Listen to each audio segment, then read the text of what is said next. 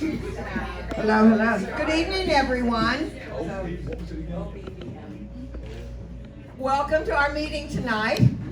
And I've been trying to delay to see if our other speaker was here yet. Has she arrived?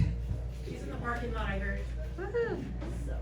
Okay, well, then we can get started. I want to welcome everyone. And has everyone been receiving my emails? The notices about our meeting? Everyone?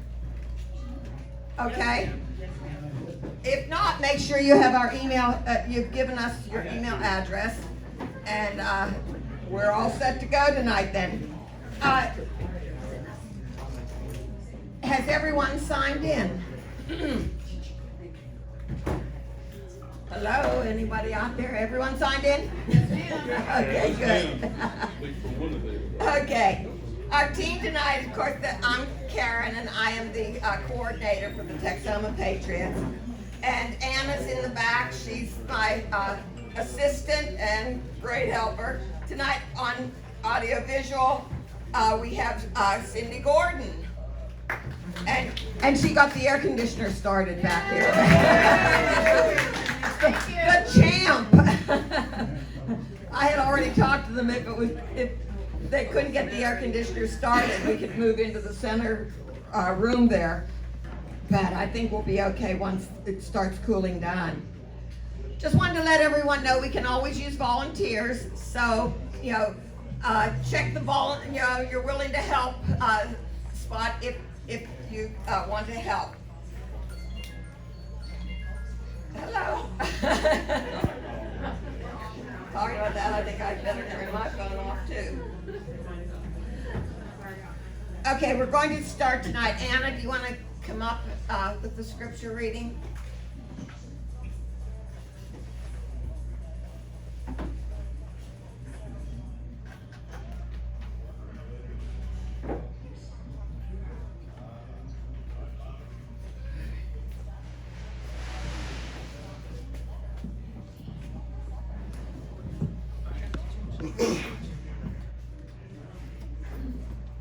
Okay, tonight I'm reading from Philippians 2, verse 13 through 15. For it is God who is at work in you both to will and to work for his good pleasure. Do all things without grumbling or disputing, that you may prove yourselves to be blameless and innocent, children of God, above reproach in the midst of a crooked and perverse generation, among whom you appear as lights in the world. Thank you. Okay. Now, would everyone please stand while we do the salute to our American flag and then the Texas flag?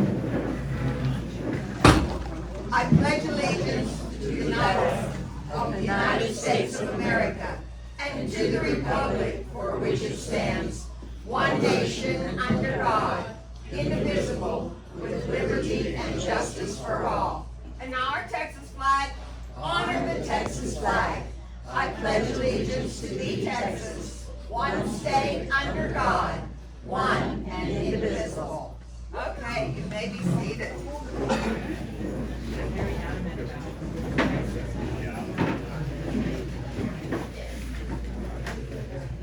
I just want to mention to everyone so that you're aware, at 8 o'clock we pause our program and we sing the national anthem, so that we're singing with our J6ers who are in the Washington Gulag, and to support them and to be at one with them. And we do have a donation basket or bucket or whatever container there if you want to contribute to the J6ers. We have already sent some money for the legal fees for 2 of the J6ers, so if you'd like to help, that we can support another one with some of their legal fees. The quotes that I picked for today, I have 2 of them. The first one is from John Kay. He says, America belongs to we the people. It does not belong to Congress. It doesn't belong to special interest groups. It does not belong to the courts. It belongs to we, the people. Okay. The second quote is from Benjamin Franklin, and he says, "A nation of well-informed men who have been taught to know and prize the rights which God has given them cannot be enslaved. It is in the region of ignorance that tyranny begins." And I think that's quite notable because that's about where we are today. Right. Now, some of you are aware, and it was in the one newsletter that went out, that this is our 15th, the month of our 15th anniversary of being a Tea Party. The And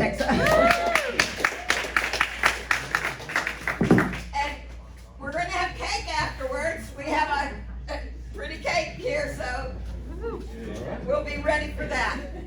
Just wanted to tell you a little bit about us. We started, some of you may be aware of how the Tea Party movement started, but in February of '09, there was a call by a CNBC reporter, Rick Santelli, on the floor of the Chicago Mercantile Exchange for a tea party. And so on April 15th of '09, people gathered all over the place, and the people in this area, we gathered at the courthouse lawn and gathered tea bags and sent them to Washington, D.C., and we gathered to oppose President Obama's policies.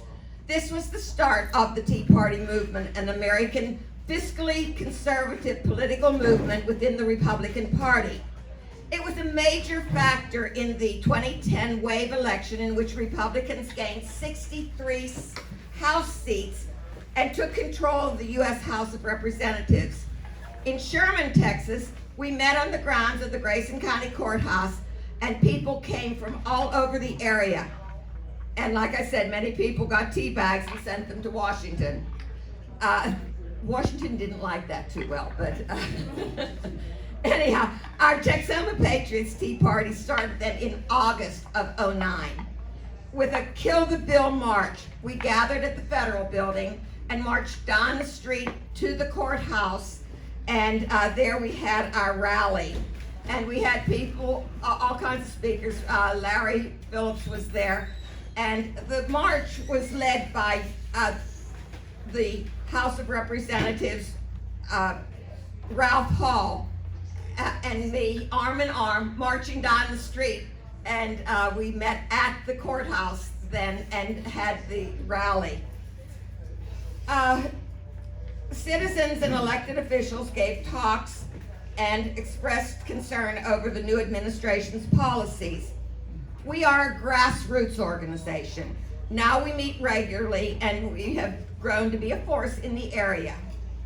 Our goals are to educate voters on conservative issues and candidates, to ensure freedom and prosperity for future generations, and to advocate and support citizens and public servants who support our core values, which are limited government, fiscal responsibility, personal responsibility, the rule of law, and national sovereignty.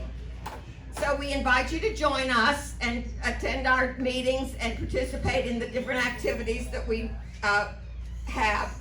And everyone is welcome to our meetings. No dues, no membership requirements. It's a chance for you to mix and mingle with like-minded citizens and elected officials and candidates. We can no longer be the silent majority. That's right. We must be proud and loud, which is I'm known for,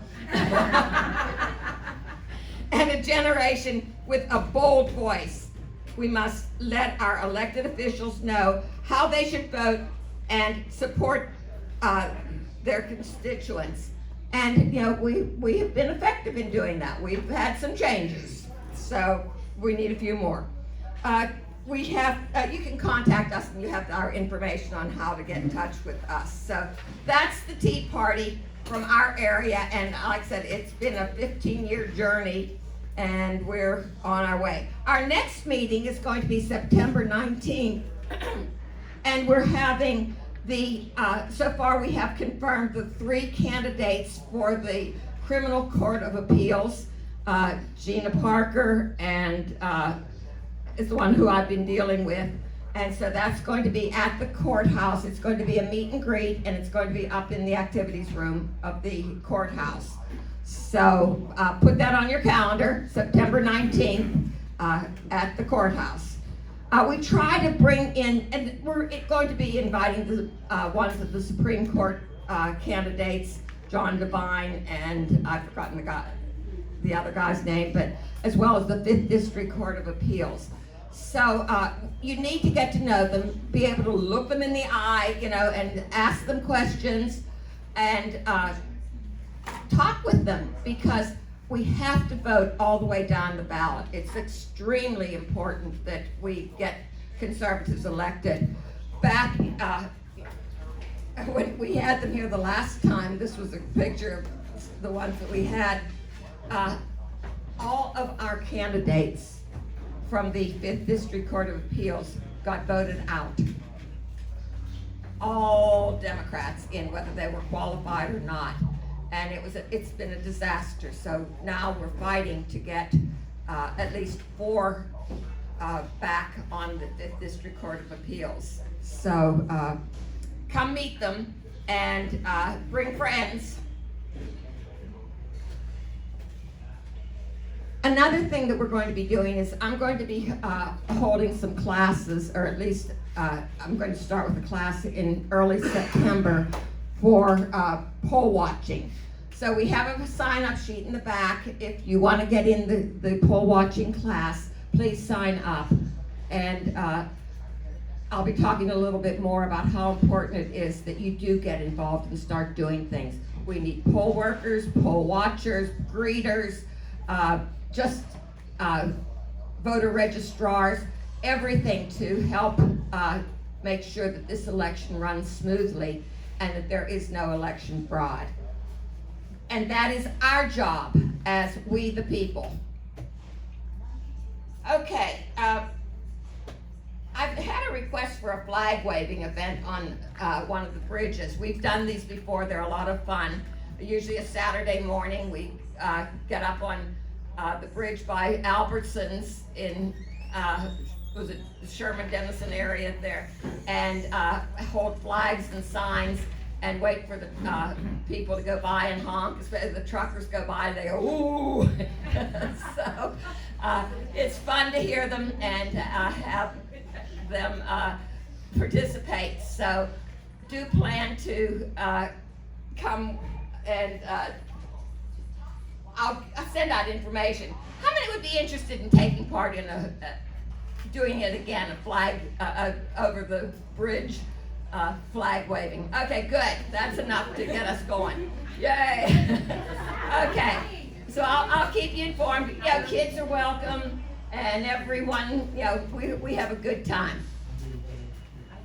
We have also a Signal account, and here we have alerts and news items and events. And if you're not on Signal, I encourage you to sign up. There's a sign-up sheet, a yellow sheet in the back where you can sign up for to get on our Signal account. And today it was really active. I'll be talking more about that because of what has just happened. So sign up for Signal, sign up for poll watching, and what's our other thing to sign up for, Anna? Election integrity. Election integrity, thank you. Okay, so yeah, we are working on that. We have been for a while. Some of the action items and items of interest. I was on a call today with, I'm one of the sentinels with, Heritage Action. They have a Sentinel program, and I've been with them since the very beginning. And we have a weekly call on Monday afternoons around 4 o'clock. And today, of course, they were talking about the communist China, that they're our greatest existential threat, and what they're doing to try to stop them, like from purchasing property around the lands of our military place installations. So they have a lot of, they went through a whole half hour's worth of things that their actions they're trying to take. So if you're not a Sentinel now, you might want to join and become active in Heritage Action. It's a good program, and you get good speakers and learn a lot. Then what do I want to call her? Okay, the daughter of the couple that's here today, Michelle Smith's parents are in the back. Raise your hands. Yeah. Okay. Okay.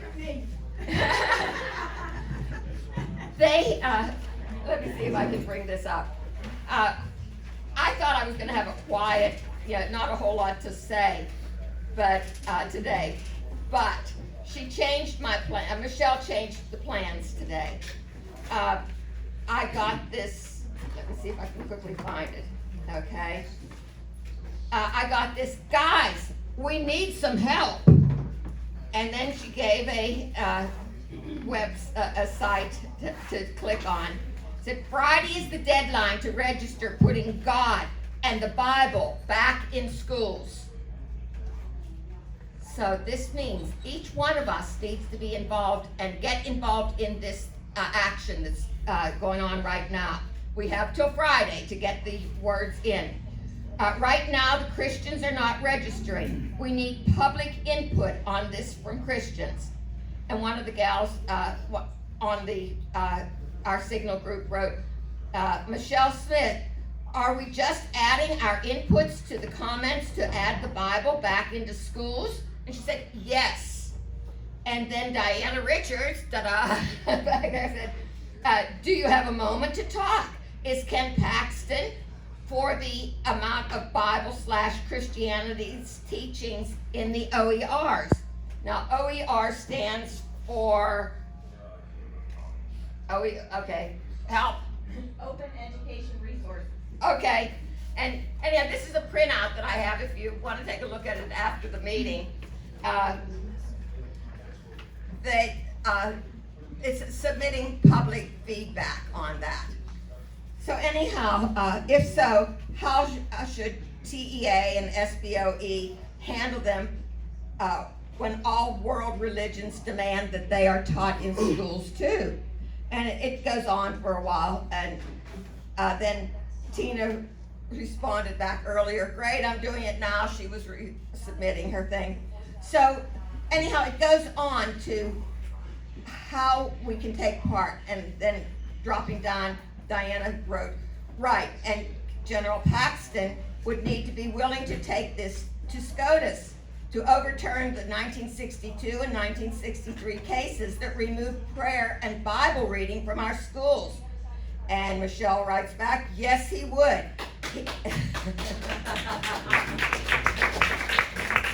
If he had to stand on the steps of SCOTUS to defend Christ, he would.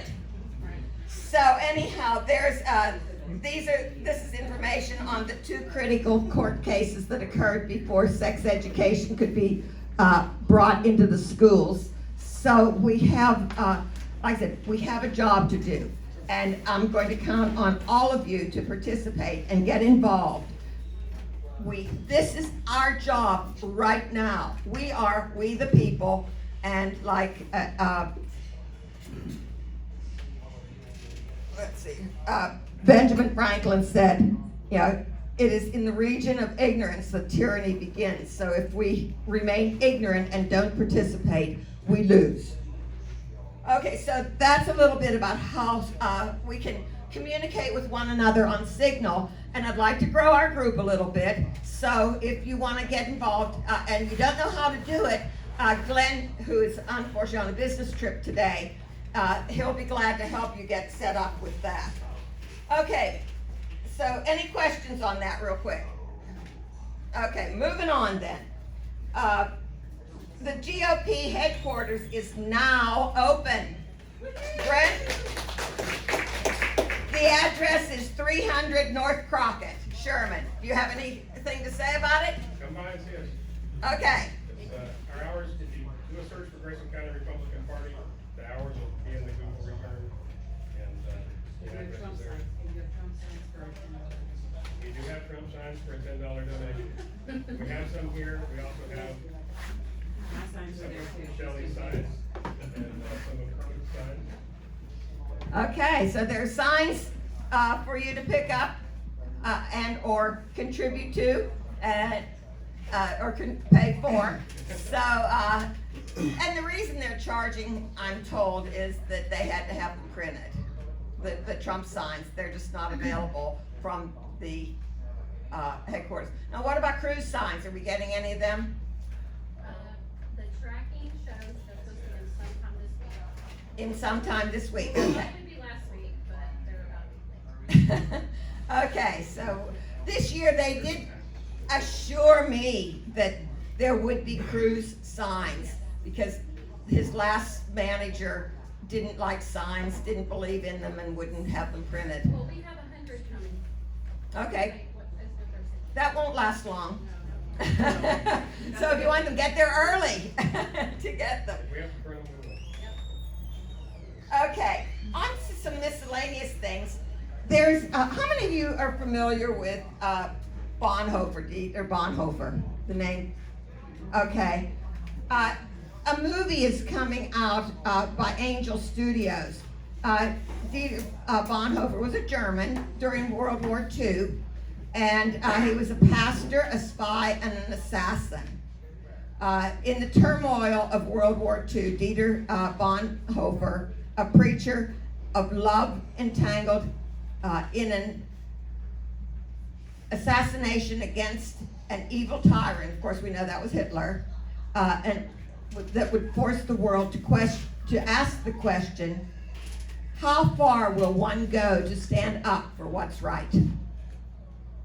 So that's the question that's asked that's in the movie. It's going to only be out November 22nd, but I already have tickets.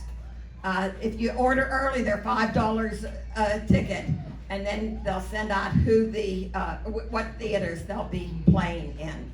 So that's one thing that's coming. Now at the back table there, let me. Ooh, getting gold thing. We have. How many of you are familiar with Sidney Powell? Okay, yeah, she was. Dealt with the Enron case, and then she was General Flynn's attorney. Well, her sister's back there, along with another friend, Troy Smocks, and they have items for sale, Sydney's books and t-shirts, and what else do you have?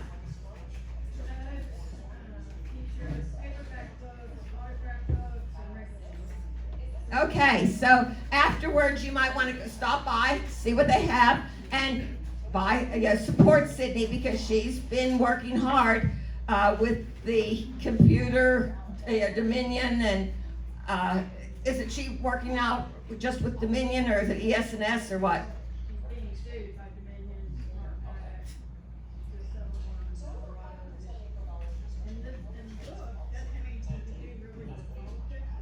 No, that's the Enron case. Yeah.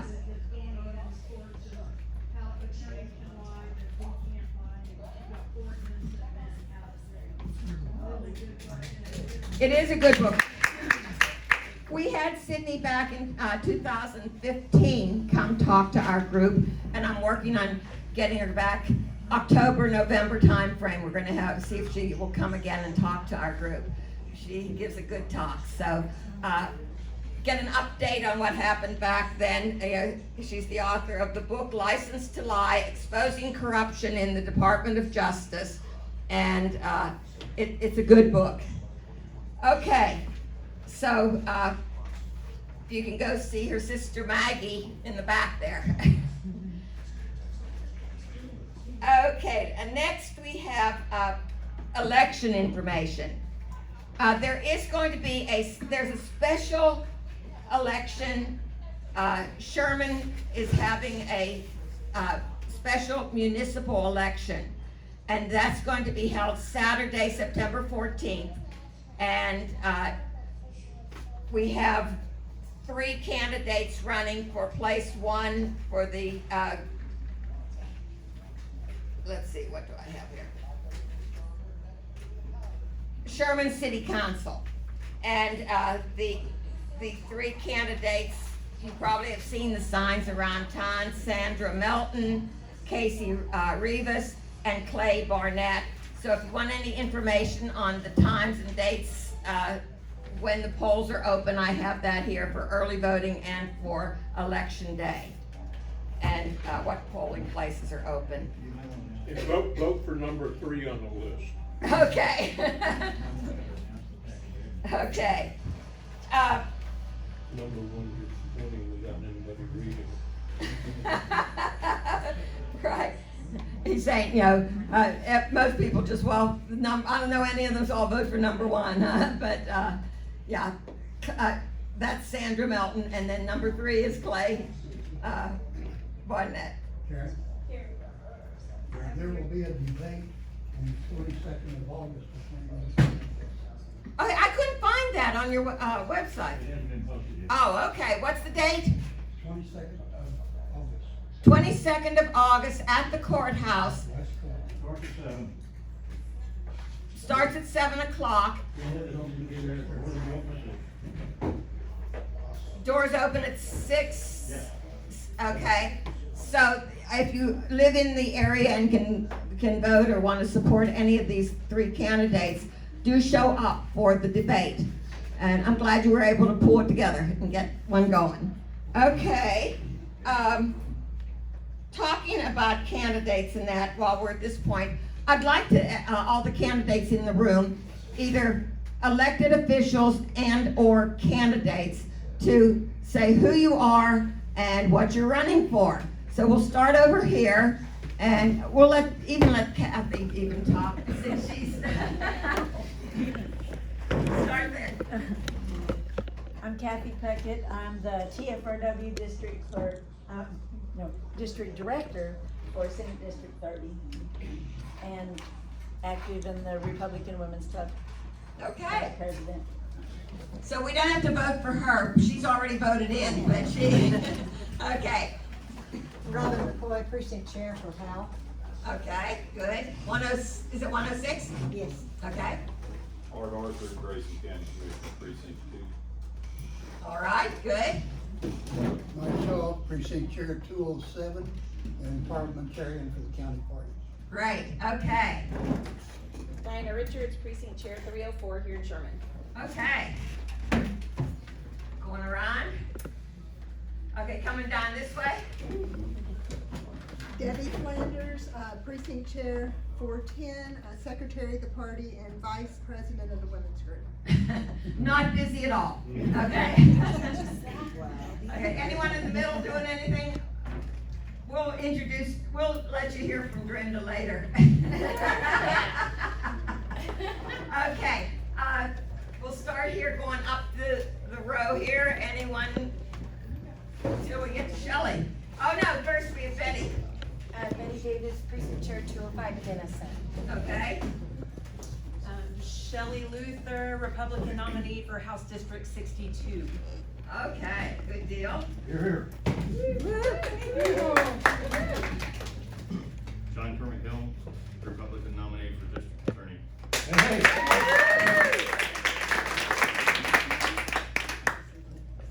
Anna Wiley, Sherman Addison School Board.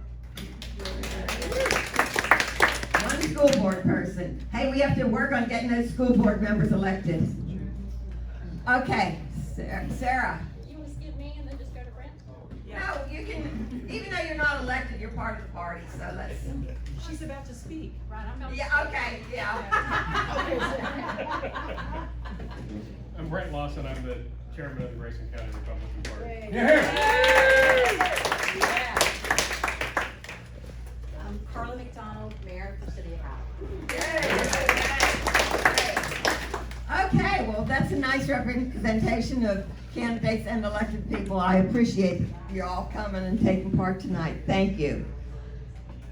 Now, November 5th is our general election for the president, and that's what the election that all of us should be working our tails off on getting the Trump train. And if you notice on the door, we have a Trump train flag. Even though it's 2020, don't worry about it. It's Trump train.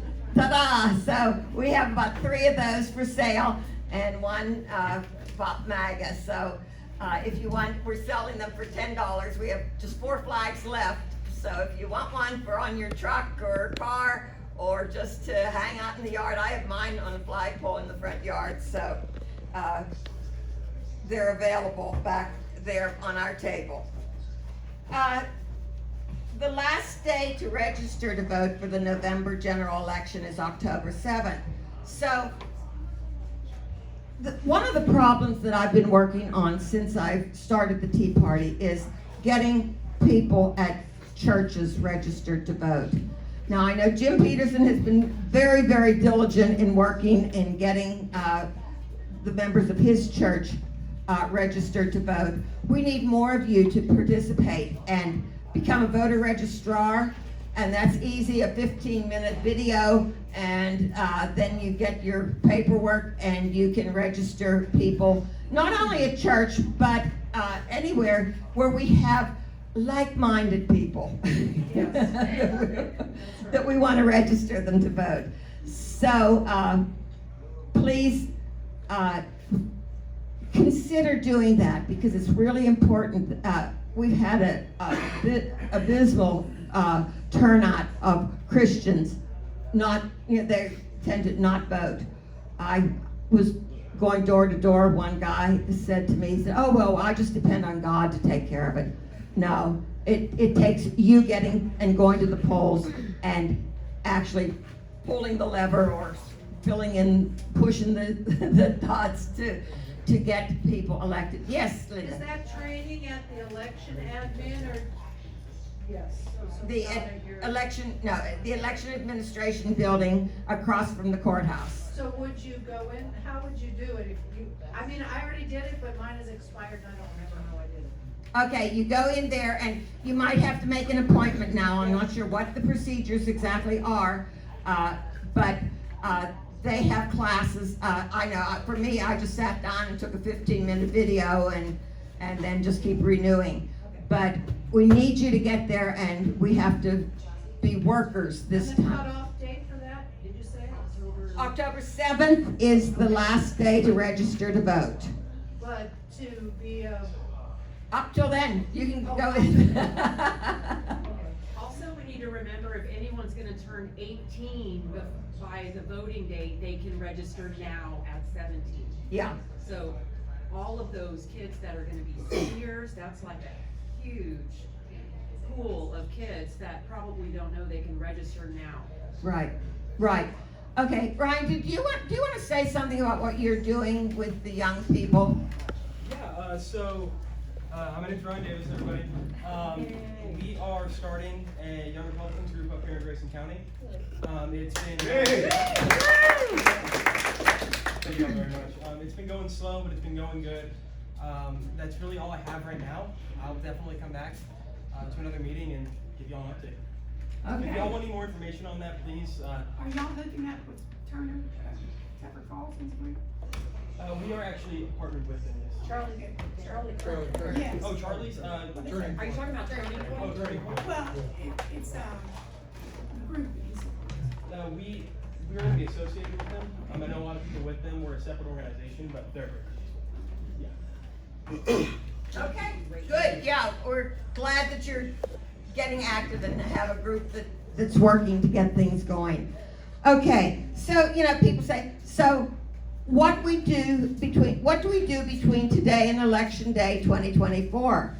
Well, our new Republican National Committee Chairwoman says, and that's Debbie Georgiadis, she says, register voters, support candidates, volunteer at the polls, and speak truth about America. Fight the gaslighting.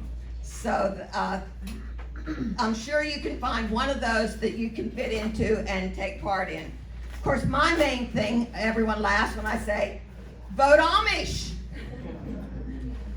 No machines, all paper, including the poll books. So, there are several groups now that are training.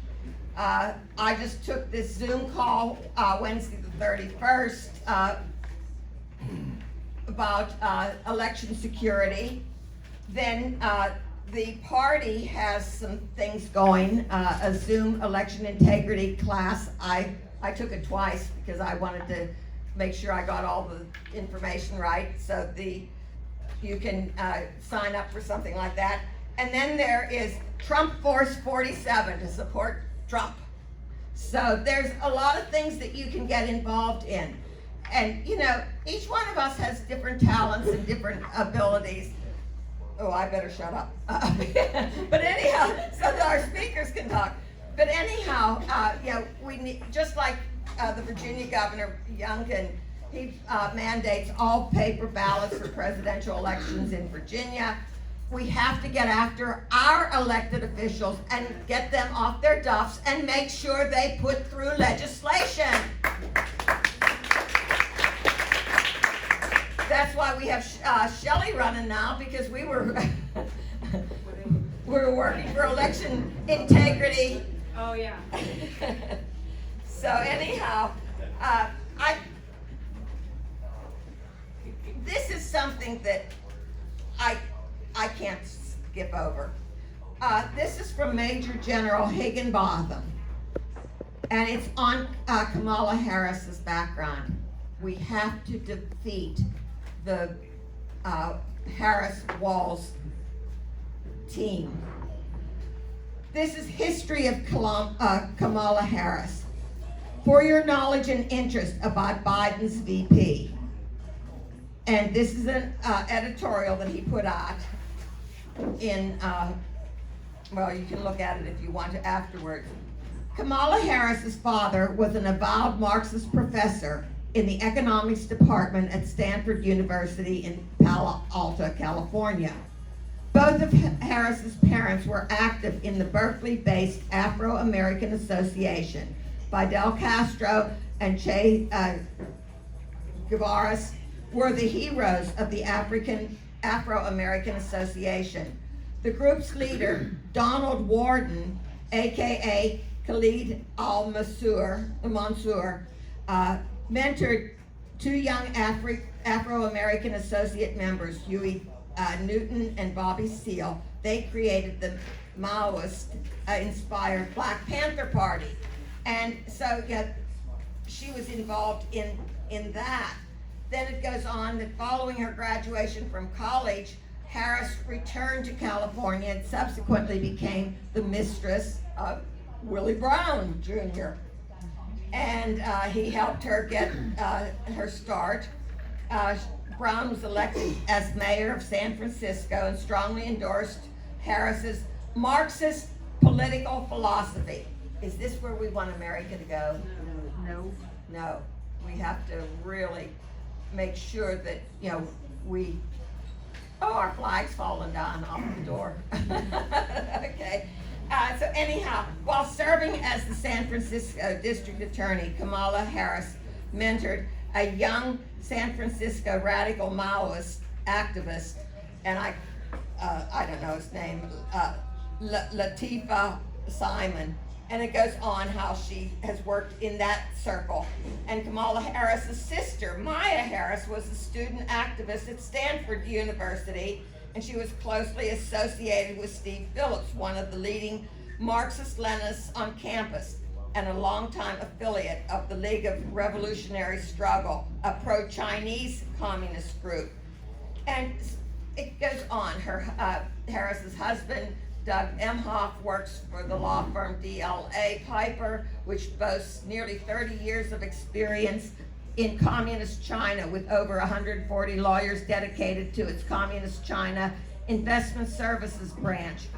And going on, fortunately for Harris, but potentially disastrous for the Republic, elected office holders are not subject to the security clearance process. So she never got it.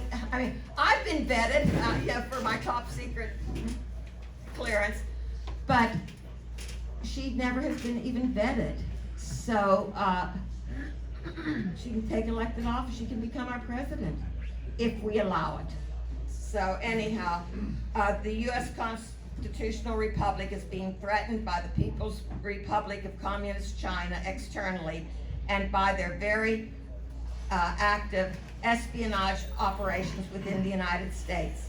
The People's Republic of Communist China, which is what the Heritage Action now is working on, with 1.4 billion people, is governed by the 90 million members of the Chinese Communist Party that have been working with Russia to destroy the U.S. Constitutional Republic for over 70 years.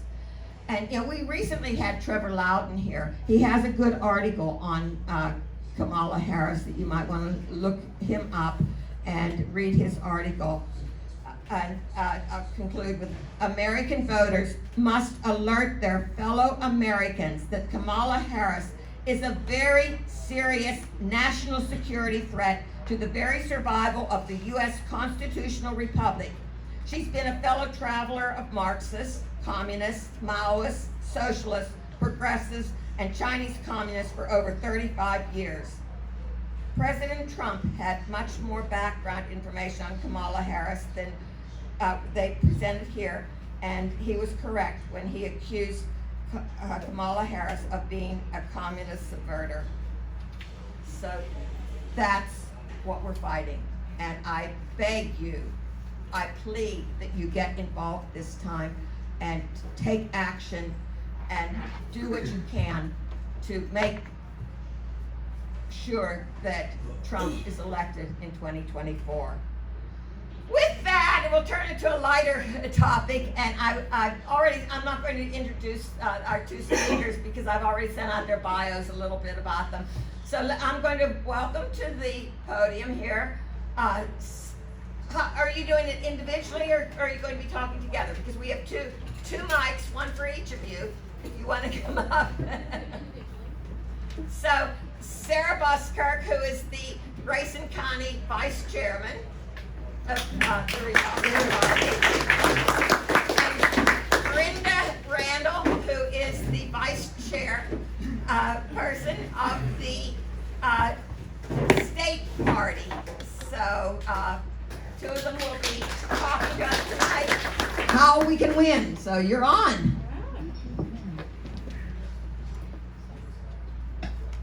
Get out of your way.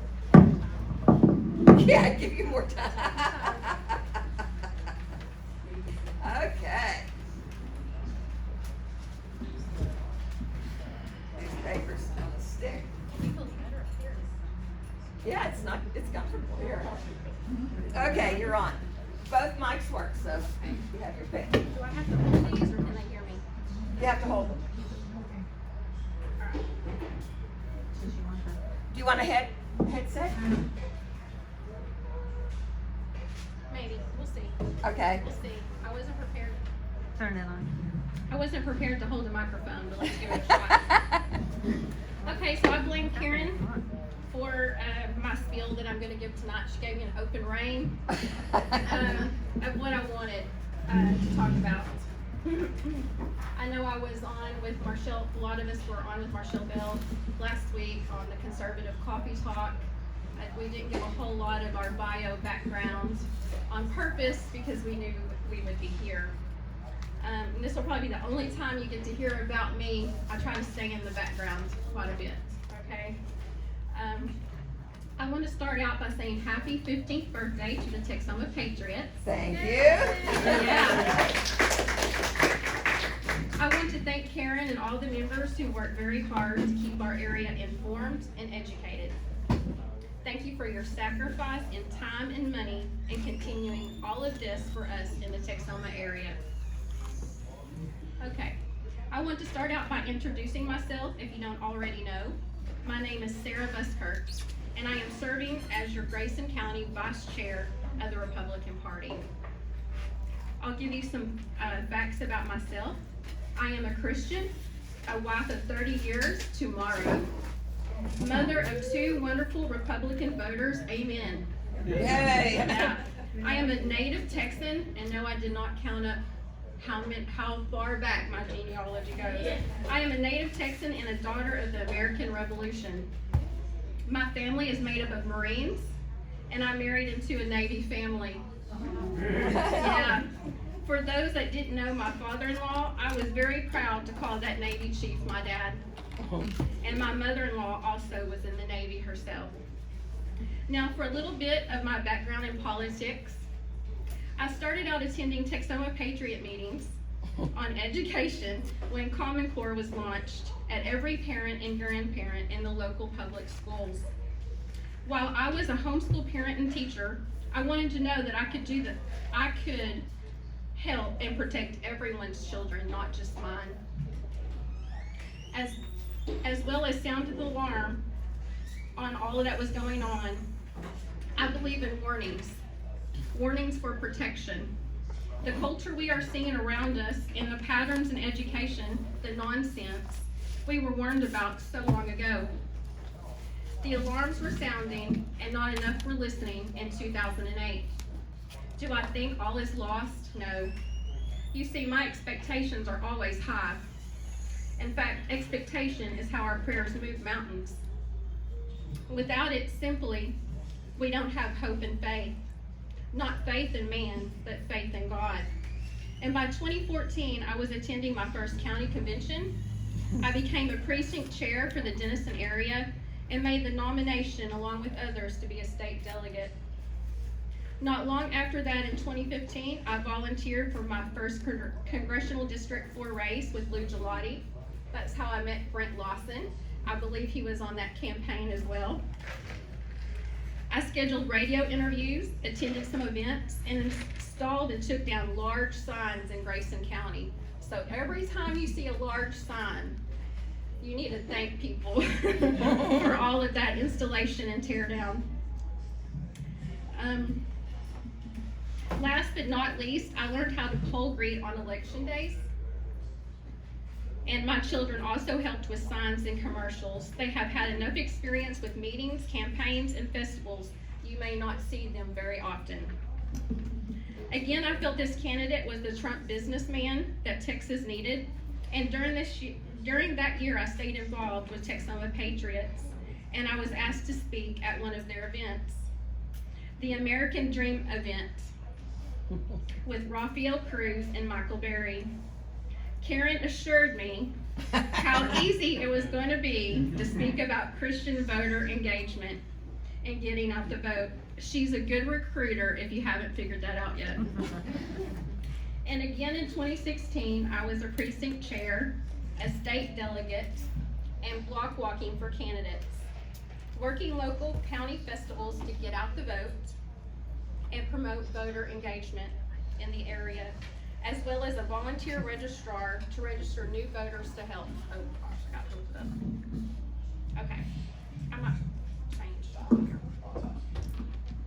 I volunteered my time because I love my family and my community, just like you all for giving your time this evening. Once again, Texoma Patriots went above and beyond and hundreds showed up. Many materials were given away along with signs, church materials, shirts, and not to mention all the time of the volunteers. Later on, Project 75 was born, and the Texoma Patriots was hosting our Texas Attorney General, Ken Paxton, along with my faith votes to get Christians mobilized in voting. I was proud to be able to participate and introduce our very effective Attorney General, Ken Paxton, for that event. I want to add, I am still proud to call him our Attorney General. And by 2019, I was asked to participate in the DC fly-in by FreedomWorks. Anna Wiley and I flew to DC to be educated on Medicare for All. We spent days training and then headed to the Capitol to speak to our representatives about voting no on Medicare for All. See folks, Obamacare never stopped, it just renamed itself. What we have learned from all this is when they can't get their agenda pushed through, they repackage their plan. They simply put a new spin on it and patiently await another time to implement. By 2021, I worked for Shelley Luther's campaign. as her scheduler. I scheduled all her speaking engagements, meet and greets, parades, and more. If there was a Republican function or candidate forum, I had to find it and make sure she had the opportunity to speak, as well as be seen in the communities of all 4 counties in House District 62. House District 62 is Grayson, Bannon, Delta, and Franklin counties. And through this campaign, I made a lot of friends, met many Patriot voters who wanted to be heard. They felt their voice wasn't being heard or reflected in the legislation that had been passed. I was part of a wonderful ground team and was able to work with a really good candidate, Shelley Luther. And as you know, she is our Republican candidate on our November ballot for House District 62. And in 2023, I was the campaign manager for Dr. Carrie DeMoore for Senate District 30. And as you know, Carrie and Shelley were both endorsed by our Attorney General, Ken Paxton. This campaign was 11 counties: Archer, Clay, Shelley, you know, Archer, Clay, Collin, Cook, Denton, Grayson, Jack, Montague, Parker, Wichita, and Young counties. And believe me, we covered them all. I was the scheduler, traveled with the candidate, live streamed forums, put out signs, gathered volunteers, including precinct chairs to block walk, hosted fundraisers, and poll graded. There are so many facets of a campaign, and in this process, I learned who my favorite consultants are and how important precinct chairs can be. I want to say that in every campaign, I believed in the candidate. I believe in being truthful and loyal. I believe that every candidate, whether it was CD4, House District 62, or SD 30, that they would serve and protect and listen to what their constituents wanted. Most of all, they would defend medical freedom and education. Now to get to my duties. Enough about me. My duties as vice chair and how to better serve Grayson County. My first duty is to support our chairman, Mr. Brent Lawson. To support him on the promises he ran on during his campaign. Some of the goals were to establish a headquarters for our Republican Party while in office. Our party had been lacking an established physical location for many years. Let me report that he was sworn in this July, and by August we have a headquarters located at 300 North Crockett in Sherman, Texas. Yeah. This headquarters is currently able to give out Trump signs for a suggested $10 donation to cover printing costs to the party. We have local candidate signs from Kermit Hill, running for district attorney, Shelley Luther for House District 62, and Ted Cruz signs will be in this week from his PAC, and their signs in literature are all free. This is just to name a few. I want to thank Brent for selecting the committees to raise our visibility as a party. We now have an events committee, a budget committee, an audit committee, headquarters committee, media and technology, and an engagements committee. And I'm going to stop you right there so we can sing the national anthem. There we go.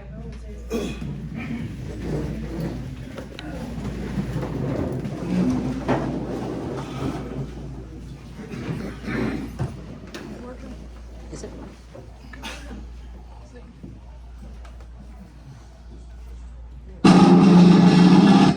Sorry.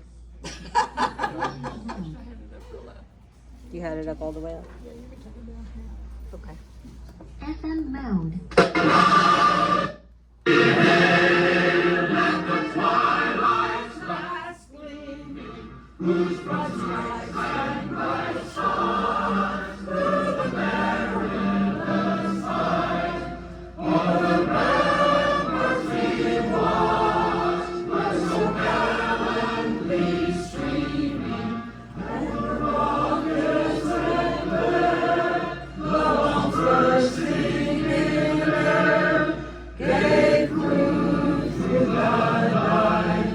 That our flag was still there.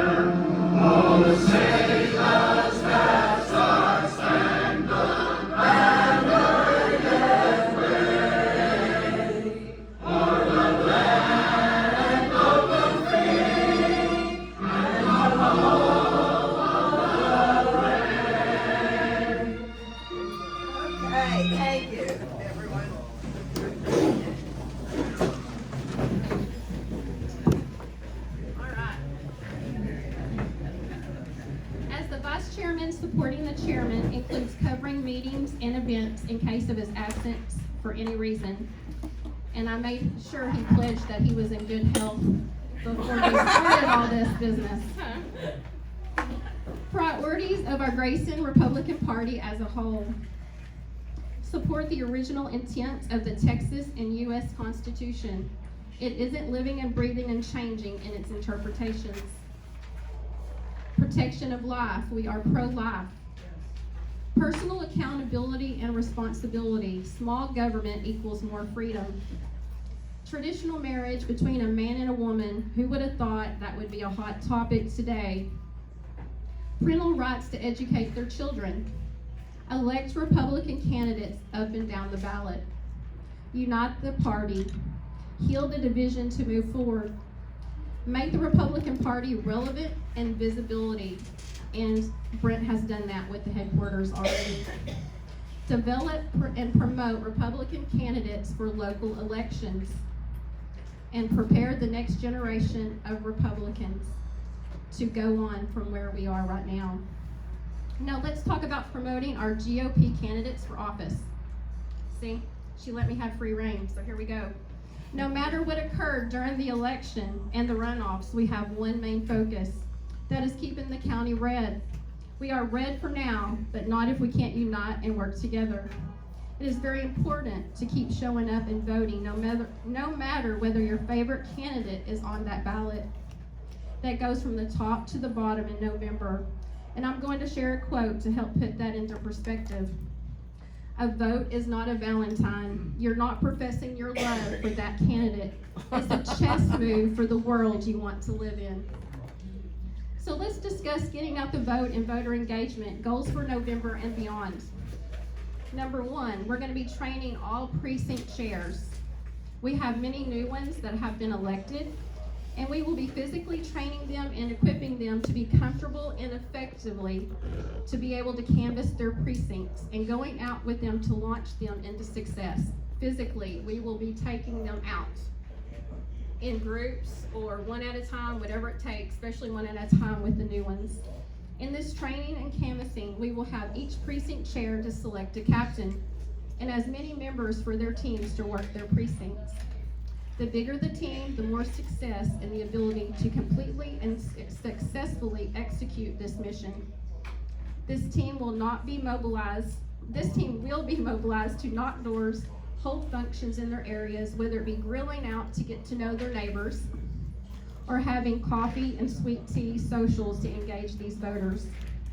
This will increase our visibility and engagement as they build and work each area in this county. The objective is for each precinct chair to actively get to know their voters, promoting candidates, the GOP values, and keeping their areas informed on elections. This is a big undertaking as our area is a rural area. Voting engagement is working the county festivals and parades to promote the Republican Party. Voting engagement is also registering voters, even helping with change of addresses when needed, and setting up registrations at your local churches. Engagement is the main objective for November and beyond. This isn't just for election cycles, but throughout the year and years for the officers and all the precinct chairs. This is why it was crucial for a headquarters to be established early on, for the citizens to come and meet, ask questions, pick up signs and literature, and feel at home for events and things that are to come. The Republican Party of Grayson County is looking to engage and unite families, young adults, and all ages to feel at home and welcome.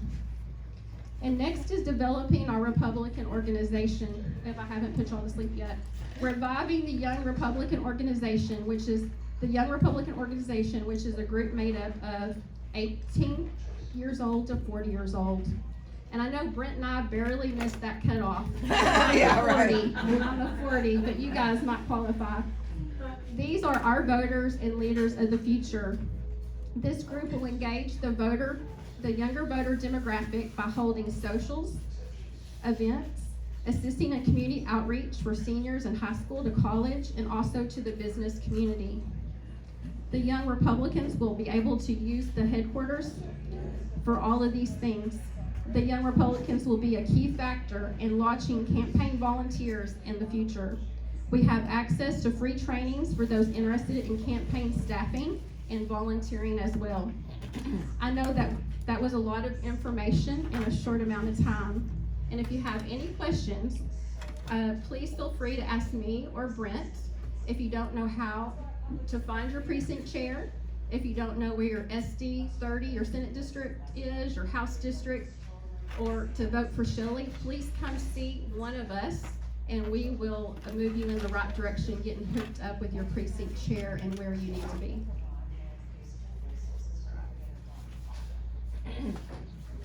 And I am so glad that everyone came out tonight, and thank you again. And I want to close with a verse. Set your gaze on the path before you. With fixed purpose, look straight ahead. Ignore life's distractions. Proverbs 4:25. Thank you. Well, thank you, Sarah. Thank you. I'm glad you survived I it. survived. Okay. And now, I'd like to introduce Brenda Randall. Now, I've known her, when I met Brenda when she was president of the Golden Corridor Republican Women Club. So she's been around doing lots of things. So here we go. You're on. Thank you. Do you want a headset or do you want to? Okay. All right, hello everyone. So glad to see you. Drove 5 hours to see your bright and shiny faces. And I was afraid I wasn't going to get here on time because, of course, Dallas had the traffic. In Houston, we don't have any traffic. Right. I'm lying. Okay, so I have, thank you so much, Karen, for having me out. And who wouldn't walk through coal for this woman? I don't think there's any of us that wouldn't do it. She is right. Whenever I was president of Golden Corridor out in Plano, because that's where I used to live, she would come, and I had no idea that this little woman lived out here and was driving all the way out there to come and see us.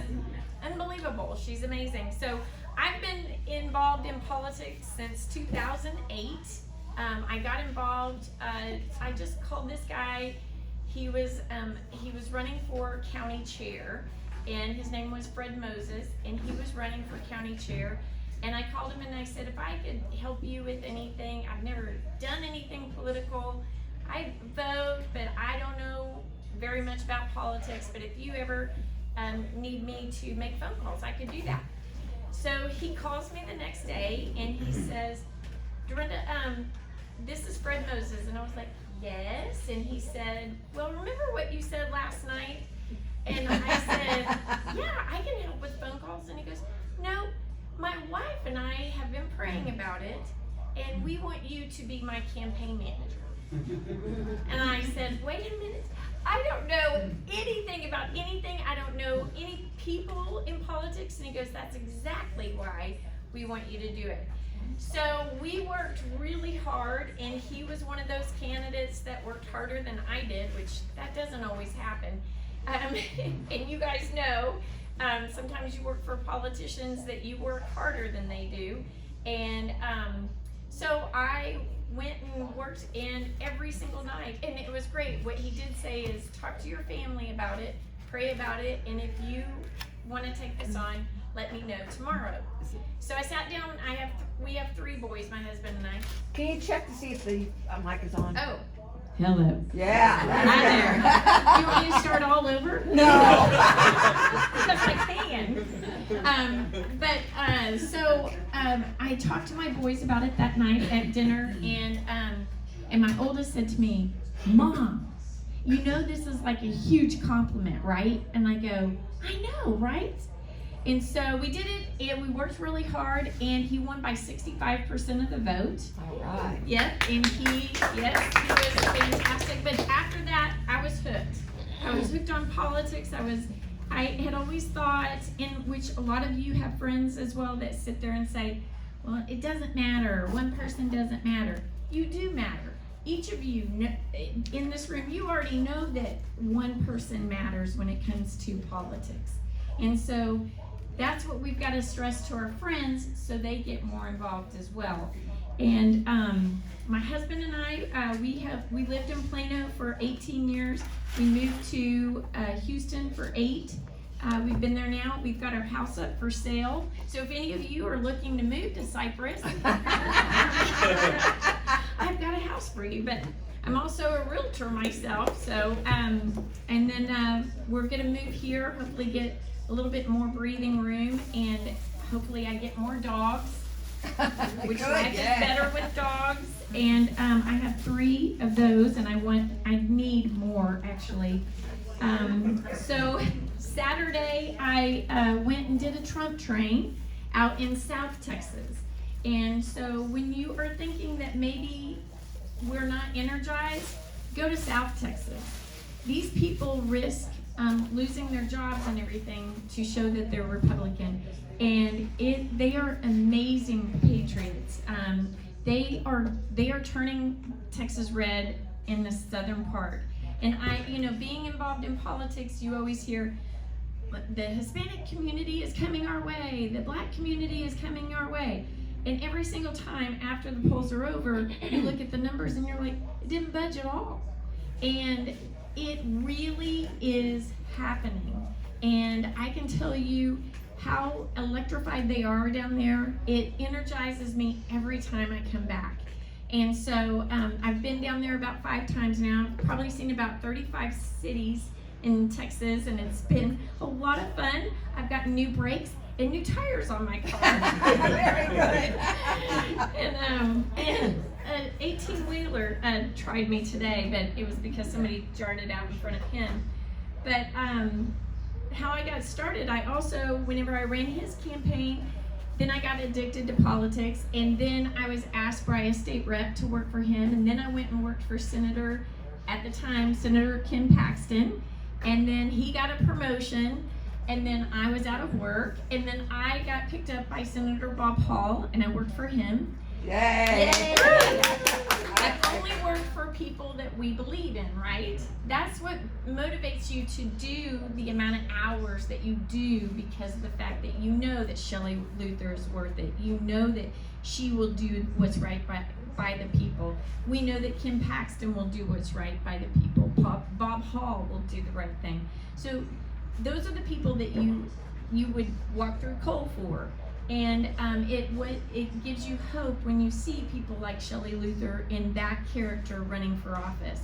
And it makes what you do very important and worth it. So I'm a precinct chair. I've been a precinct chair for cumulatively now about 13 years, and so I'm a precinct chair. I'm trying to get this job gone so I can give it to somebody else, because A, I'm moving, and B, I got this gig. So I want to. You asked for it. Yeah, I did. When it came to this position, I got called. A kangaroo is in here. What happened? Oh my gosh, I have to get a picture whenever we're done. Okay, that was insane. Who needs dogs? She's got a kangaroo. It's yours? It's Shelley's, yeah. Shelley? That's so cool. Okay. All right, well, now I'm just totally like in love.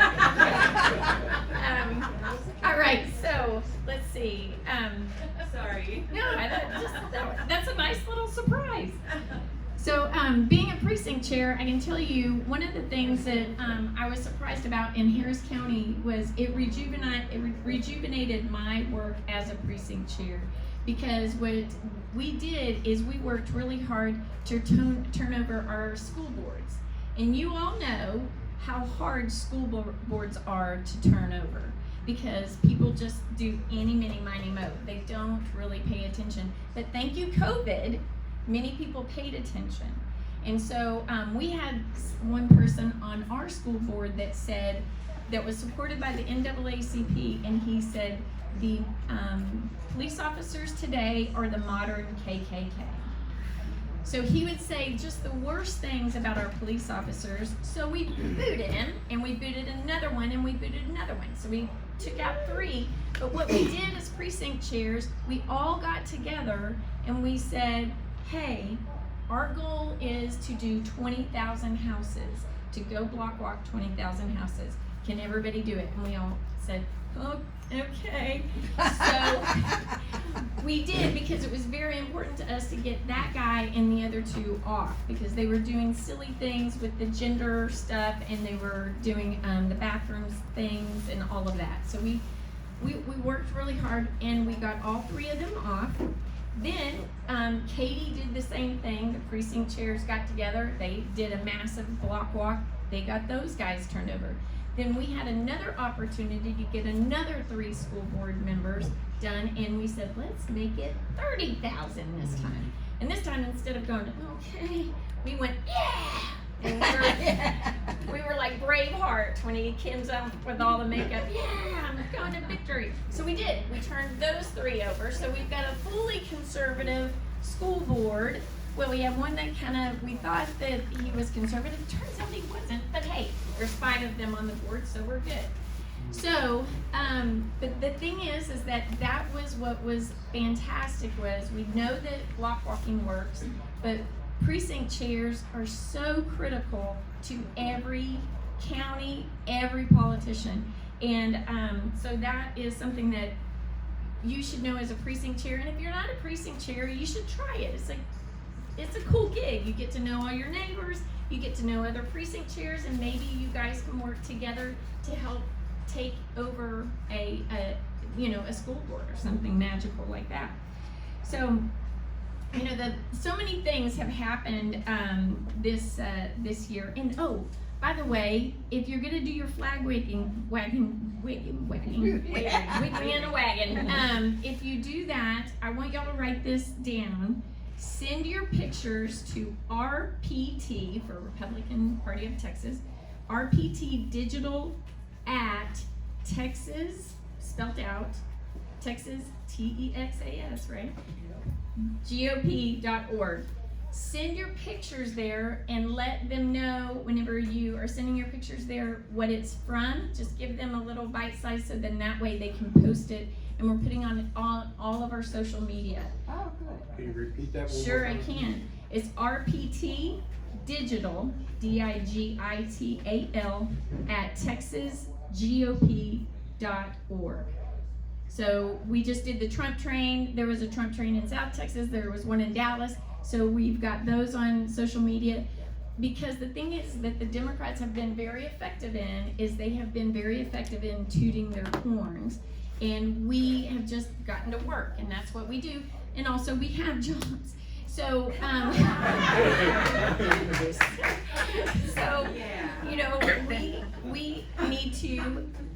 we need to market ourselves better. We do have the energy, we do have the coolness factor. We just don't exploit it as much as we should, and now we're going to. So those are things that we're working on with the RPT. But a lot of things have happened since this year. The RPT convention happened. We had 9,600 people there, and then you guys elected a state chair that is totally conservative, and me, totally conservative. So we're rocking and rolling. And then when the RPT convention happened, then the Democrats had their convention. Yes. And then it was wild to see their keynote speaker was a drag queen. Yeah. And then they said that they were scared to death of schools and the danger the kids face in school. Okay, anyway, they did not have enough of a quorum to even get one resolution or one bylaw done. Oh, wow. So they had to stop within a few hours of holding their convention. And we had 9,600. So when people say that we don't got it going on, we got it going on. So I think that we should, when it comes to what's going on in the media with propping Kamala up as the saint, we just need to stay calm, stay focused, and get to work. Because we have a lot of work to do. We have 83 days until election day, and we're working with the GOPs that are in the counties. We're working to find out also what they're doing with voter registration drives. One of the things that we're gonna work on is working with our GOPs to do a statewide day of action. And so what that is we'll do some voter registration drives. And we'll, of course, broadcast that on social media of how successful we have been. I'm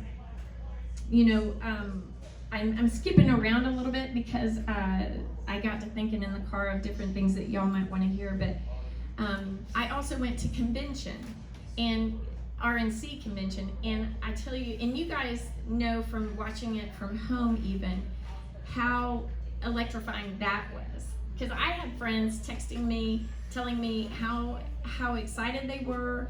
They couldn't believe how energized they were just watching. They couldn't believe I was there, and I must have felt the energy, and that everybody from home did as well, because that was days after Trump had been shot in the head, and he came out, and when he came out, you saw the look in his face. You saw that he was on the verge of tears. He was a different man, and it's because he knows what's at stake, and we all do too. You know, it's like as if we've been given a cancer diagnosis and we have 83 days to live.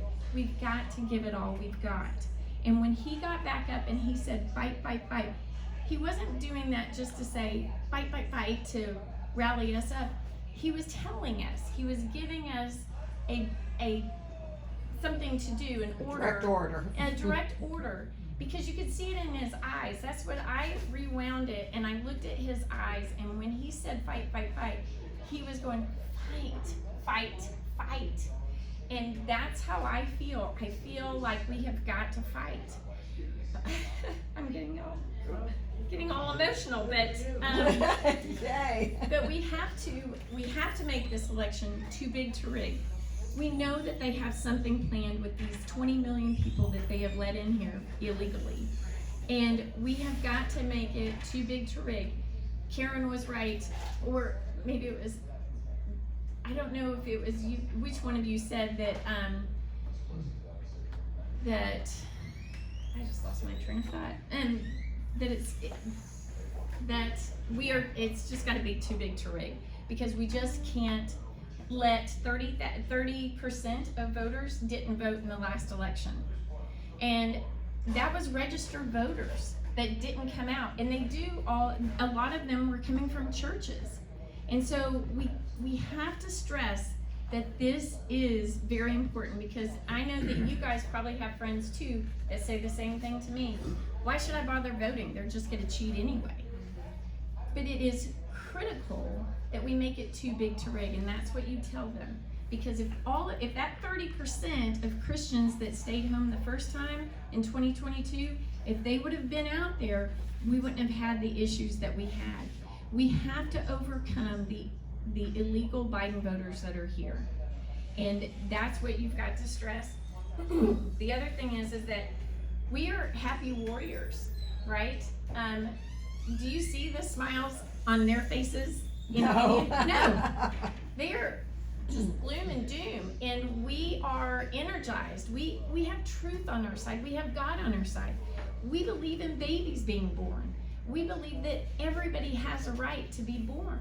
And so those are some of the things that we should be talking about, is some of our talking points that we have. And I'm going to go over those in just a minute. But one thing that you should tell your friends too, because all of you are leaders, you don't just vote. It's not enough for us to just vote this time. We have to be out there, and we have to be vocal about what's going on. Like what I'm doing right now is when I go to the grocery store, I sit there and I look at an item and I go, what? Did you see this price? And I'll say, wow, I gotta vote this year for Trump, and I started out that way. I do it at the register too. I say, holy cow, how much am I spending on groceries? That's gone up 25% in the last 4 years under Biden. I don't care anymore if I'm offending anybody anymore, because we have to get real. What? It's so easy to offend them. It is so easy to offend them. So anything that you say could offend them, but striking them with truth is the one thing that you should do, is that they need to understand that these policies that they have are touching everyday lives. You know, and the one thing that they hold up is they say, we want a woman's right to choose. How many abortions are you having? You know, that you need to have that when crime is at an all-time high, when inflation is at an all-time high, when gas prices are at all-time high, when we're looking at unemployment. All of these things touch everybody's everyday life. And their one issue, as evil as it is not touching everybody's life. They need to get out of their narcissistic world and maybe see that. And so we need poll watchers. Just like Karen was saying, if you are a vet, let's intimidate them by your stature, because you have fought for this country and you can go and fight for the polls to be legit. And so there's rules, and they have the training for the poll watchers and everything that you can be aware of. But just having that in South Texas, they had a lot of success in this last election, that they had a poll watcher at every single one of the polls. And so they were able, and they were trained to look for what they were looking for. And the things that we're doing in the RPT is we're doing a precinct university. So some of our precinct chairs, none of you in here, I'm sure, but some precinct chairs want some additional training. So some of the things that we are doing is we're taking our RPT handbook for precinct chairs, we're putting that online, and Chairman George has put together a precinct university, or it may be a GOP university is what it's called. It may be either one of those. The name has not been finished, because they want to also have training for county chairs to where they can look at it. It's going to be password sensitive. So he's already got that locked in, and in the next 2 weeks, we're going to be rolling that baby out. So that, be on the lookout for that. And then I want to tell you about the Grassroots Club. So the Grassroots Club was something that Steve Munisteri put together when he was a chairman. And what it is it helps us with maintaining what we do at the RPT, which is be the force of the overall, all the counties, 254 of them. They turn to us whenever they need anything. We have legal staff that helps them if they need anything. We have staff on board that helps with helping county chairs. I don't know if you have ever talked to Jen Hall, but if you ever need to, she's a fantastic resource. And she was actually a county chair in Tarrant County, and now she's our executive assistant out there in Austin. So, but the Grassroots Club helps us with all of that, and it helps us with keeping the lights on. And you can join that club under the texasgop.org and go to Grassroots, and you can go there and pick your different levels to donate every month. There is a $10, there's a $25, and then it jumps all the way to $100 a month, which is actually my favorite one. So some of the things that you can talk to your friends about when it comes to messaging. You don't have to get emotional, and I know I can with my own sons if they're challenging me. And but one thing is, under Trump, inflation was at 1.9%. Under Kamala, it's up 17%. Now, the graphics that you've seen says Biden, but we're just changing that to Kamala since she's been ordained as such. So gas prices under Trump were an average $2.17 a gallon. Under Kamala, it's $5.17 a gallon. Average rent under Trump was $1,096 a month. Under Kamala, it's $2,396 a month. How are these people, how are we affording this? How can we afford another 4 years? That's not going to get any better. It's only going to get worse. And grocery prices with Trump were at 3.5%. Under Kamala, they are 25%. Electricity did not change under Trump. Under Kamala, it has gone up 17%. And there was no war under Trump. And so, you know, some of these things we've got in the banning of books. You know, you get told that we ban books. We ban porn. That's a big difference when it comes to our children. They banned Huckleberry Finn, To Kill a Mockingbird, and Dr. Seuss. That's what I call banning books. We ban porn. That's what we're supposed to do as Christians, because you cannot harm the most innocent among us. So I know you're exhausted, but we have 83 days left. We've got to give it all we got, and we're going to get Trump and Cruz and all Republicans down the ballot elected.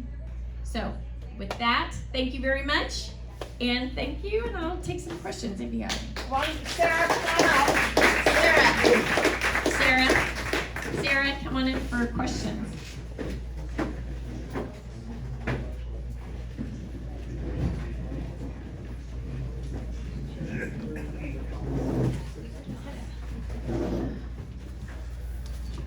Does it? Oh yes.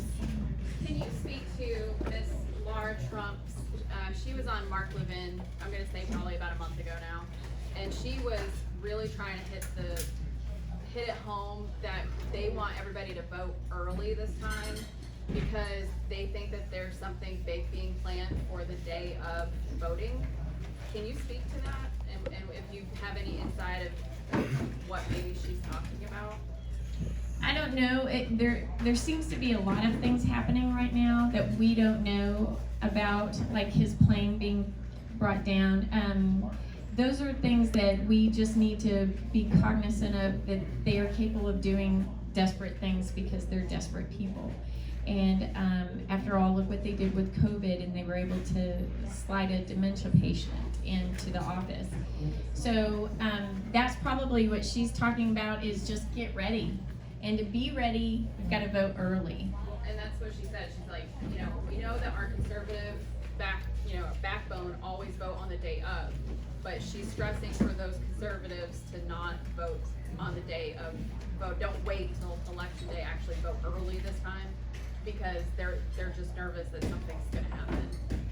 I feel the same way. I feel like something's going to happen. I've never been somebody that doesn't do early voting. I can't handle it. I'm like, no way, get out of my way. It's the first day and I'm in there. But I know that a lot of people would rather it be the day of. But Well, look what happened in Arizona with Carrie Lake's things. They shut down the poll. Right, they sure So they did. couldn't vote. They sure So- did. Well, and I'm in Harris County, and where I was on election day, suddenly we ran out of ballots. Right. Just in the Republican area. And so we didn't get to turn over the seat of our county judge, who is highly ineffective. She's always, every 2 months or 3 months, she is out the door at, she has a mental breakdown, and she goes to another state, or no, she goes to Columbia to get mental evaluations done. So this is all done on the taxpayer dollar. Yes. Did I read something today about Ken Paxton being successful at suing Harris County, or somebody sued Harris County, right? Ken did sue Harris County, but it still is in litigation, so. I thought they said today, what was it about this Harris today? Oh, it happened today? I was driving for 5 hours. I'm sorry. Yeah, I'd love to hear it. He's a rock I'll star. find it for you later. Yeah. Oh, and I was Angela Paxton's campaign manager. Yeah, I love that woman. So, any other questions? Actually, I do. Yes. Might not.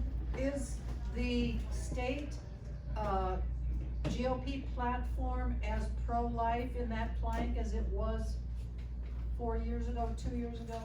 Oh, ours is, yes. And do you know really what happened? I have heard that something got really watered down at the national level? At the national level, they made it that every life is valuable, and they did water it down compared to what Texas is. But our laws, our platform cannot be messed with. So we on a state level, we are abiding by what the delegates sent us there to do, and we are fighting for life from conception. So yeah. Yes, sir. What I did find here, District Attorney Ogg and the Texas Rangers to announce corruption charges related to the 2022 election. County election officials charged with theft and tampering with government documents. I mean, it goes on and on. Now, was that today? That was today. Okay, great. It was Because actually Kim- dated yesterday. Yeah, so Kim Ogg is our DA in Harris County, and so she's always been a Democrat. Well, she came out on Tuesday last week and she endorsed Senator Cruz. Wow. Yes. Nice. So there was a lot of corruption in Harris County, and she finally was like, I can't do this anymore. So she went ahead and started blowing the whistle on all of these guys, and when she did, Rodney Ellis, who actually runs our county in Harris County, he sat there and he got somebody to run against her. And then they got George Soros to put all of his money into him because Kim Ogg was starting to come down on these judges that were letting criminals go. She was getting tougher and tougher, and she was like, this is ridiculous. She also put 3 of the county judges' top staffers in jail for bribery. So what was happening, and there's so much in Harris County. It's so fun. It reminds me of Chicago.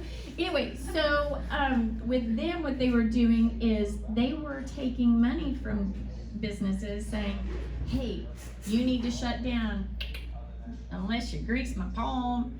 But yeah, they were getting money. And so, yep, that's what they, yeah. Yeah, that's what they were doing, and so they got caught, and so they're still in jail, the 3 of them. So yeah. We're gonna put them all in jail, Trump is in. Yeah, we will, and we'll send all of the Biden voters out, the illegal Biden voters. Yeah. Anybody else? Oh, I can't believe no one has any questions. Come on. Sarah, how far back, you date further back than what you talked about tonight, right? Probably. You and Michelle, Michelle were doing something Yes. early on, weren't you? Michelle and I have known each other since high school. So, yeah, there's a lot of secrets that's gonna never be told. She was real big into the pro-life movements and all that. Was you involved in all that? Yeah, I remember when Michelle was with She the was CWA. State CWA or something. CWA. CWA. CWA, that's right. CWA. Concerned Women's of America. Yes. Yeah. Did you have a question? Yeah, you mentioned the poll watchers down in South Texas, and and you said they did a great job and learned all. I was just curious if they found any irregularities or what kind of things. They did find some irregularities. Yeah, what kind of things popped up? He didn't tell me that. He said it just made a huge difference, so they're doing it again this time. So the last election, it was Adam Hinojosa. He's running for state senate, and he's sharp as a whip. And anyway, he lost by like 500 votes, I think it was. So that's pretty huge. And so now he's gotten a lot more recognition. He's gotten the same people that are just, walking over coal to get him in the office. And his campaign manager said that poll watchers are very important. The one thing that they have a problem with in South Texas, that if, I hate to ask for resources from Grayson, but if any of you say, you know what, the polls are full here, maybe I could go to South Texas and help out with the polls there. They need people in the polls because they have all Democrat ran polls and they don't have enough Republicans. And but we came so close in so many elections that it's like if we would have had some people there to make sure that the eyes and the ears. The eyes and the ears. Yes, sir. So then a quick follow-up to that is then how would the party communicate those needs in advance so that people could? It's be done through prepared? the training that you get from your local GOP is what that, well, yeah, cause every county is different on their training when it comes to precinct chairs and I mean, not precinct chairs, but, poll watching and poll, greeting and poll working. Like Harris County, I worked the polls in Plano whenever I lived out there, and then now I'm a presiding judge in Harris County, and it's a lot different. I thought the poll watching training was run by the state.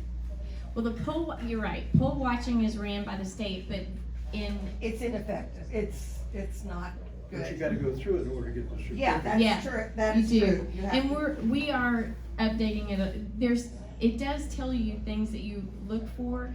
Now in Harris County, they did have the poll watchers do, a training as well, and so, yeah. That's what I do. Yeah. And I've talked with Brent, if he wants to take it over as the party, or if he said, I can continue for a while. All right, that was very nice of him. It wasn't though. You've been promoted. You're not a party animal, Bruce? Yeah, yes, ma'am? Shirley says that it's more difficult to find Democrat poll watchers in Grayson County. Yeah. Oh, that's good. So then maybe y'all could make a trip to South Texas. Unfortunately, we don't have enough. If I can Yeah. get 5 people to go to the polls I know, on we've election gotta- day, that's. But you know what, we've gotta tell our friends for the, cause I know that you probably, now, I don't know about you guys, but whenever I was at the RNC convention, and it was cool because my boys would watch it, and then there was their mom, and I think I had about 9 pictures of different pictures of me that friends sent, and friends were like so energized by watching what was going on, and they were texting me, okay, that's it, I'm getting involved. And so I don't know if it was because they saw me on TV that they, that they had that personal connection, or were they jazzed because it was electric, And so talk to your friends and say to them, we need people at the polls, and because you're out of your friendship groups, you're usually the one that's always knows what's going on in politics, and you are the one that's most involved. But they are seeing what's happening with the everyday things, like I said, the inflation and everything else, that we need people to do more than vote. Right, and now Jim is one who's been, going to the church Yes. and registering people to vote. We need more people going into the churches and getting the pastors to approve. Yes, and there's an organization, Jim, that, Jim, right? Jim? Yes. Sorry. So Jim, there's an organization, and you probably know about it, My God Votes. I've heard of it. Okay, so there's Faith, there's, Jonathan Symes has, My Faith Votes, and then they have another offshoot that is My God Votes, and it's one of the pastors in Harris County that he has started that up, and he's going around to the different pastors, and one of the things that he says to them is, you've got to start talking about politics at the pulpit. And they're like, well, I don't want to lose my 501c3, and he says to them, so when you go to heaven and God says, why didn't you say anything? Why didn't you talk about how important America was? Well, I didn't want to lose my 501c3. Is that going to be your answer to God? And then he says every time they go, yeah, and so they've been uncomfortabilized from James that they are starting to talk about it more. I wish there was something that you could point the pastors to for that specific reason. And that's one of the challenges we've had. We've asked them what's more important, the tax rating that the church has, or the effective ministry the church has in I'm our going to get you in nation. touch with James Buntrock, because that's what he's doing, is he's mentoring folks on how to go and talk to the churches. So maybe he could even come down here. That'd be nice. Or, We actually, yes, up here. a pastor here who just, was elected to school board. Oh, awesome. Yeah. And he's, a part of that US Pastors Council with James Blackrock. Oh, he is. Maybe Oh, he cool. can help. Yes. James is awesome. Yes, Brent. So part of our new engagement committee in the GOP is to reach out to churches and to kind of build that connection. So I'd be very interested in any information or guidance that you can provide in that area. But I also want to just say something about poll watchers. In a lot of counties, they have a really hard time just finding poll workers. You know, people to come and work at the polls, they get paid for it. But you can keep an eye on things that are going on in the polls while you're actually supporting the local party working at the polls. So I know in Fannin County, they have a really hard time staffing their poll workers. And so that's just something to think about. If you're interested in poll watching, you might just, you know, think it a little further about seeing if you can actually work the polls. Yeah, because you get paid better if you're a poll worker and you can watch what's going on, yeah. Yes, sir. I think we focus a lot on registering people to vote, but it's apathy is our biggest enemy, I think. Yes. We deal with a lot of people on a national level, and it's our apathy level here in Texas is better than most. Yeah. But nationwide, in our local elections, it's less than 15% of the people that vote. In school board elections, it's less than 5%. So I know we all want to register people, but it's not just about the registration. It's the people that are already registered that do not get out and vote. So exactly what these ladies have been saying tonight, when you're at the grocery store, when you're at your church, when you're at your men's meetings, when you're out with these people, you've got to encourage people, they've got to vote. Most are registered. They just don't show up. They don't show up to vote. And we need to do a better job of illustrating why what we believe in is better than the alternative. We've got to be better educated. We have to be more eloquent in what we say and how to say it. We need to learn why a republic is what we have and not a democracy. Right. Do we even know what that means? Right. We've done polling across the country in population areas that are 100,000 or more. Less than 1% of the population can name their mayor. Right. Less than 1%. Less than that can name a single person on their school board. Nobody knows who's on their city councils. They have no idea that 70% of your life is regulated at a local level, not at a federal level. Right. We've got to get President Trump back in office, but without an army below him, we will not succeed. Exactly. We've got to do these local level. He can't fix our backyard. We can't fix our backyard. And, you know, the other thing that I tell my friends is, you know, the reason why there's so much attention done on federal is because that's one thing that we all have in common, right? Y'all don't know what I'm facing in Harris County, and I don't know what you're facing in Harris County or who your officials are, but we all have in common that our governor and those in our attorney general, who's awesome, we have those guys in common, but on a local level we don't. But the thing is that 60% of your tax dollar is spent by local people, your local politicians. So that's one thing that people need to understand is if you want to keep your money in your pocket, get to know who your local people are and what they're doing with your money. Because they are losing their money. They are. City of Plano costs them $20 million a year just to service their debt that they currently have. And then they talk about adding more money to the debt. Yes. And this is on a local level. That's your property taxes. Yeah. And every time they win, you know, and they have a campaign that's called For the Kids. Well, when it first came out, I was like, it's not for the kids. These school bonds are not for the kids. Don't do it. Well, it won't be money that we pay. And I'm like, so you think that school bond money just falls out of a tree like a coconut tree? I'm unburdened by all that. But anyway, so it was very hard to combat that because they had a big lobby firm that came down and said For the Kids, and it went through without a problem. Now, the next times after that, it did get a little bit more challenging, but it seems like a beatdown all the time to be educated about what they're doing in alerting the masses, but you're the one key that your friends, they call you and they ask you who to vote for. But voting is not enough anymore. No, it isn't. No. Yes, ma'am. We didn't move fast enough this year, and it would have been simple. There was one vote, is all it took, on each ballot.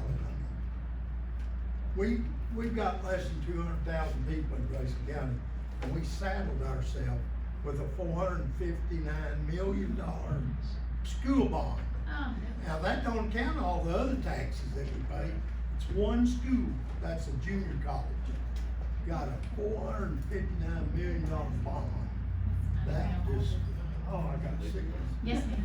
Matter of fact, I'm thinking about moving out of Grayson County. No, Let don't. somebody else deal with that. No. Go to California. No, I don't work for a living, I'm retired, I can do whatever I want. I just worry about sell my house. Next city council meeting, Sherman, city council, they're gonna talk about if they wanna raise our taxes. And everybody in this room needs to be there. Everybody wanna go? And tell all your friends. Yeah, and get 5 to 10 of your friends. Say, listen, they're gonna raise the taxes, because what happens is they call Democrats in other counties and they all flood that city council room, and it looks legit to people. And the media eats it up. Well, look, these people want the taxes to increase because they want little Johnny to have whatever it is they're saying. Right. Yes, ma'am. Yeah, I just wanted to point out another conversation that's really been helpful in our area. Now, I don't know what you're dealing with here, but it sounds like there's some school money moving around. At our cash register in Richardson, the big conversation was, geez, they're closing schools like crazy in Richardson and Plano. What are they doing with these schools? And it's very easy to draw some conclusions. But when you look at Chicago and you look at New York and you understand that they're gonna paint it and market it to you in one particular way. But you don't close all these elementary schools and keep everything expanding for your high school and not have a very different plan in mind. Right. So paying attention to all of those little pieces, that's another way to have those conversations. Just follow that freaking money. Yeah. Big time. Keep your finger But on this that. came up on us so fast, we didn't have time to saddle up. I am a Even now, 'cause I think you church can here sue. in Sherman, Texas, and Yeah. I would be glad to have anyone who's running for political office come to our church. I'll give them a few minutes to address the congregation and say who they are and why they should be elected. Okay. And could Yeah. I add that I just happen to know about that church, I go there. Early on, I was listening to a sermon and the pastor's talking about current events and such. He makes a comment, they tell me I may lose my tax exempt status because I'm talking about this. If I do, I do. We need to talk about this. Good. So, Good. that did happen. On my Facebook page, there on Randall for Texas. Oh, by the way, my name is Dorinda. My mom was a pretty funny chick. She saw the movie A Guy Named Joe, and anyway, so she named me Dorinda, but she took out the O and she put an apostrophe. So I asked her years later, why did you do that? And that just doesn't make any sense. And she goes, well, I like France, and I wanted it to look French. And I go, we're from Mesquite.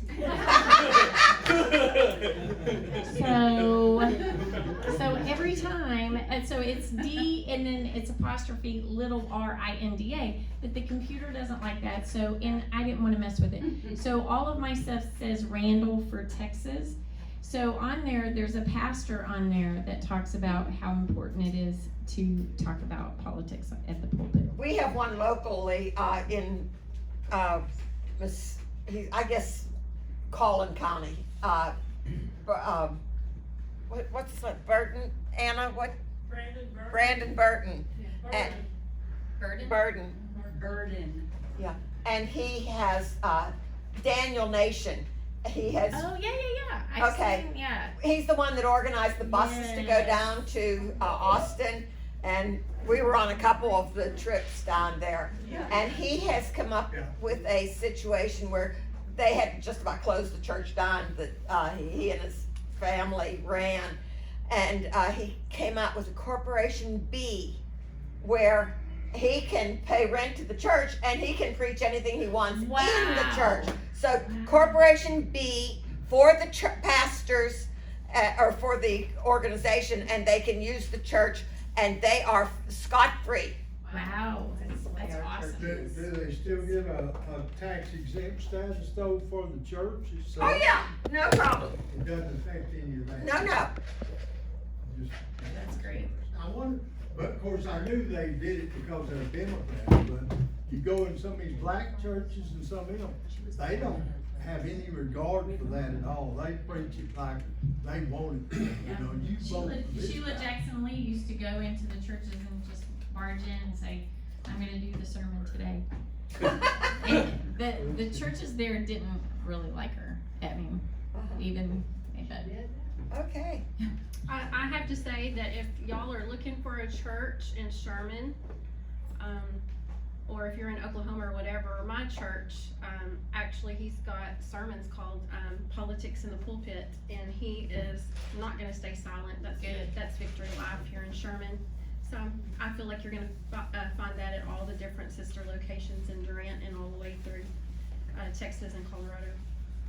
Okay, That's the way our Patriot Church is too in Collinsville.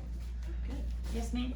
Just real quick, you said something about the action day. Is there, I know you don't have an exact date, but kind of a time frame that you're thinking? So statewide day of action. It's this one guy. It's an Obama fly. But anyway, it's the statewide day of action, and so was wanting to, we're gonna work with GOPs to nail down a couple of dates in August, maybe 3 dates in August, 3 dates in September, and then all 7 days of October. And it's great for you guys now because you have a GOP office. So all you have to do is you can do a sign outside that says voter registration. You could do a banner out there. And Democrats can come and register if they want. It's a bipartisan thing. Like I would do that. I mean, but anyway, it'll be several days because we have the energy. We just need to educate them how to get there, and then we take the baby steps of starting to show them how other elections are more important on the local level is most important to them. So. Well, great, thank you Thank very you. much. Sure appreciate you coming, and, are they turning the lights off? Anna, tell them to turn the lights back on for us. Hey, we have cake here. Oh,